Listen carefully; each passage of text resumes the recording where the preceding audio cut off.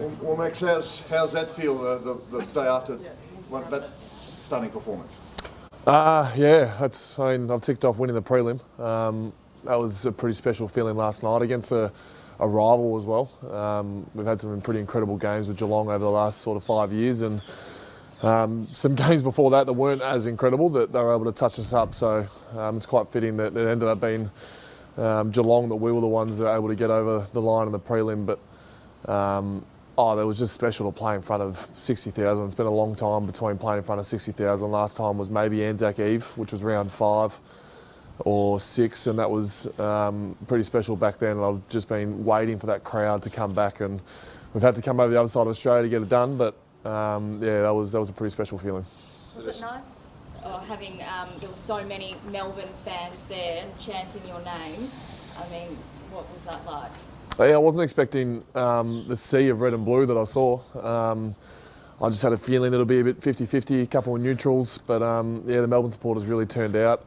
I know of a lot of Melbourne supporters that are actually members that live in Perth, and then also South Australia and Tasmania. Some people have made the travel. I know Benny Brown's family are making their way over. Alex Neil-Bullen's mum was front line of the cheer squad last night, so they've come from far and wide to be here. Unfortunately, the eastern states aren't here, and I would say majority of our supporters are probably in those states, and we do feel for those guys. But the other states and the Melbourne supporters in those states are definitely lapping it up.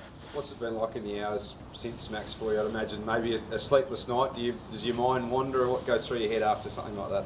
Yeah, it wasn't much sleep last night. I'm a big tennis fan as well, so I was watching Medvedev play the young Canadian, and then watched Novak this morning. So I was sleepless night. I'm a bit tired this morning, but the good thing is we've got a bye, which is quite random. But we do have 2 weeks before the grand final, so we just experienced that. What we did this last 2 weeks here in quarantine, and I'm presuming Burjo's going to have a similar program. So these first few days are off, which we're going to enjoy. I presume that you played as if the group that had so much faith in itself and so much belief, but to do that on that stage against that team must absolutely reaffirm all that you've been working towards. Yeah, I've always been a big believer that the team that's in form at the end of the year tends to be the team that goes the whole way, and that goes back last sort of 6 or 7 years. And we've been in some really good touch. We beat West Coast at this stadium sort of 6 or 7 weeks ago, and we've had some big wins in and around that, including the qualifying final against Brisbane. And the team's really well balanced. It's been a similar 22-23 for the last sort of 7 weeks, and we're confident with our game style that it could have taken on anyone, and it just happened to be Geelong in a prelim, and next week it's going to be either obviously Port or Doggies, and we're pretty confident that our game style will definitely stack up. How much do you enjoy last night and then shift the focus to, I guess, the bigger prize and the prize that you all want? How determined now are you for that premiership?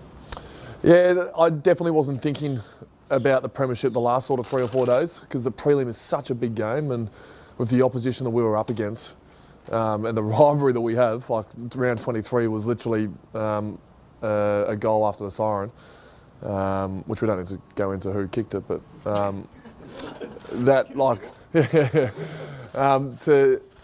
to have that game coming up and how big prelims are, and obviously our history in prelims, and my mind and focus was completely on that. And now this is my first grand final week, and it's a novelty. It's 2 weeks, and we're in a Western bubble over here, and it's going to be quite unique. But to be a part of that is going to be something special and something that I'm really going to enjoy. So I'm not sure when it'll flick over. I think if I start thinking about the granny now, I might cook myself pretty early. So I might try and lap up the sun a little bit and watch the game tonight. That's again another interesting feel that I might not have again, winning the first prelim and being able to watch the other games. So I'll sit back and enjoy that and watch our opposition and then have a few days off. When did you turn into Peter Dacos? Snapping those goals. Yeah, well, the first goal, I was in a bit of trouble because I thought it was touched, and it was touched, but the umpire called it the mark. And then when I took my step to play on, I had a feeling that if I missed it, I was coming off the ground. But I was able to snap it, and then I got some confidence from that, and so did our midfield. And I mean, Christian Petracca gave me almost every one of my goals. So I was just happy to be playing in what I think is one of the greater Melbourne midfields I've seen, with Clayton Oliver, Jack Viney, and Christian Petracca in some superb form. What's your favourite goal of the 5? Favourite goal? Oh, the first one.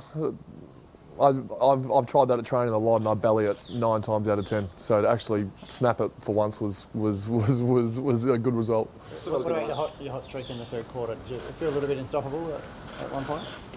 So half time the game was in the balance, and with the history of the clubs, the prelim final, I certainly knew that the game wasn't done. It was five goals, and Geelong are an outstanding team, and a few of the guys actually reminded us on the way off the ground that we're going to need to kick more to win, and we're going to need to win the game at least 2 or 3 more times in that second half. And we knew that their centre bounce team was going to be the team that was going to bring them back into the game, and that was our chance to throw the first punch, and we were able to do that. Obviously, I got on the end of a couple, but there was some outstanding efforts in that third quarter that really got the game on our terms.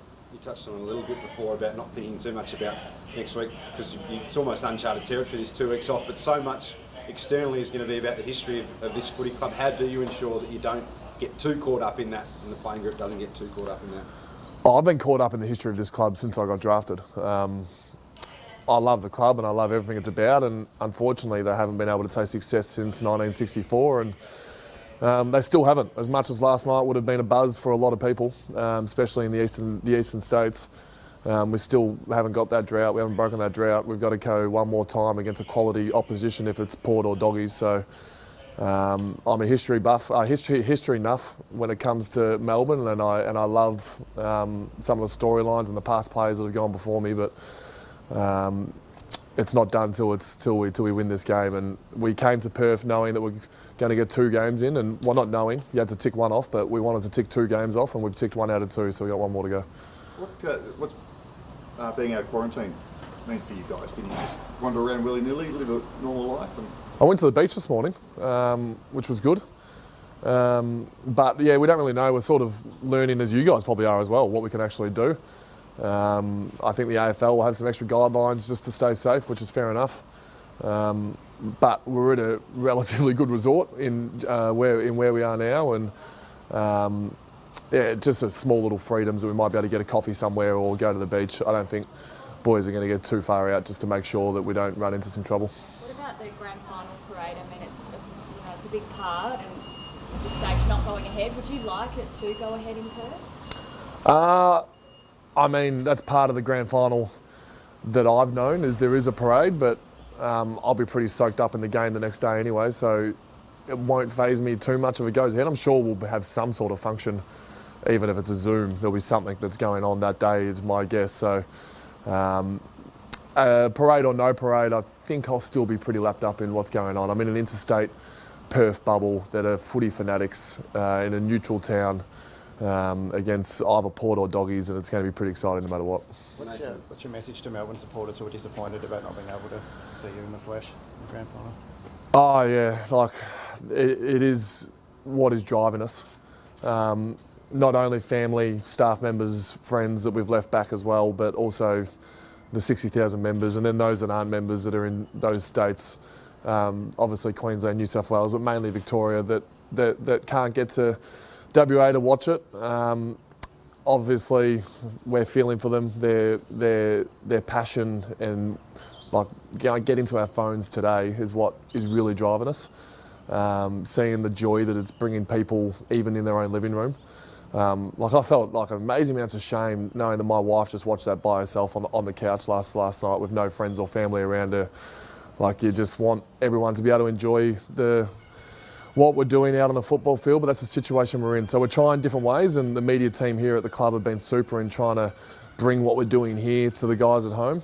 But in the end, nothing is going to be like not being able to be there. So just keep sending us that stuff online, and we'll try and bring it home for them. How's Stephen May pulled up this morning, and has he had a scan yet? He's disappointed he can't play golf. I think he's been ruled out of golf, but which I think is one of the things we're allowed to do, which is I think someone went out and played golf this morning. Hopefully we're allowed to do it, otherwise I've just dobbed him in. But Maisie, I think I just got told he's training Monday. Yeah, I've got told he's training Monday, which is 2 days away. So yeah, I would highly doubt that Stephen May would miss a grand final even if his hamstring was off the bone. And the Nathan Jones situation, you've obviously had a lot of history together. How have you seen him deal with that realisation, I suppose, of missing out in the grand final? Yeah, it shows his character. This guy's a warrior and has set this club up to be in this position. He won't be remembered for the Melbourne of old. He'll be remembered for changing Melbourne, and that's definitely the way I will remember him. And if we have seen the last of him, I'm not sure what his plans are for next year or anything like that, but the character that he's going to not put pressure on the selection committee with James Jordan, who's been subbed the last 7 or 8 weeks and probably deserves to be subbed for 9 weeks. He's not going to put the pressure in that situation. He's going to stand up and say, no, I want to be there to see the birth of my twins. So he's going back to Melbourne. I think he's actually just left just then. And yeah, he's a bigger man than me. It's a really tough decision, but he wants to see the birth of his twins, and he also wants to see a flag. But obviously one thing comes first in this incredible situation we're in with COVID and borders and whatnot. So yeah, I think he saw that potentially he'd done all we can to try and get a game, and there was, let's say it's a 3 or 4% chance that he was going to play this week. He'd rather be with the Twins. Max, obviously you know firsthand how difficult that is. Has it been a bit emotional for him internally, telling you and telling the boys and that sort of thing? He's had 2 weeks in quarantine, brings out some sort of emotions. And his have been right up there. I've spent a fair bit of time with him over these last 2 weeks, trying to talk with him about decisions and whatnot, and if we win, if we lose, if there's an injury, if there's not an injury, if there's bad form, if there's not bad form, and all those things are going through his head. But in the end, he had this one trump card, and it was to see the birth of his twins. Like, it's a pretty big trump card, and he's really excited to get back there and start his family of 4. It's going to be a pretty hectic family of 4. If you know the Joneses, they're a pretty hectic family of with 2 kids. So to have an extra 2 is going to be pretty crazy. And I guarantee you, he'll be the first FaceTime if we do win. It'll be the first FaceTime call I make, and I'll be trying to see the twins, and I'll be making sure that he sees what's going on in the change rooms. Do you allow yourself to dream of winning the flag and ending the drought? I was dreaming of it when we were winning spoons in 2012. And I always, every pre-season I started the pre-season thinking we would win the flag. And I think you'd be stupid if you don't go into a season thinking you'd win the flag or be in the top part of finals. And I was thinking that when everyone else, like you guys, would have been thinking we're a wooden spoon chance. So now that we're in this position, I certainly am really excited. We're a 1 in 3 chances, 3 clubs left, but really a 1 in 2 chance to break the drought and take home the cup. But if I thought the prelim is one of the hardest games to play, I'm pretty sure the grand final is going to be up there as one of the hardest games to win as well. Neil Danaher, there's a petition to bring him over. Would you like to see him in WA to be there for the grand final? Oh, Neil brightens up my day every time I see him. So if he manages to get on a plane and get over here, that would be amazing. He's cutting it pretty fine at the moment. He'd have to come today, wouldn't he? Is that 14 days? So hopefully he's on a plane. He's a Melbourne hero, but I'd love to see 100,000 people be able to board that plane. He is on top of the list, but yeah, if I get to see Neil, even if it's FaceTime, he brightens up my day.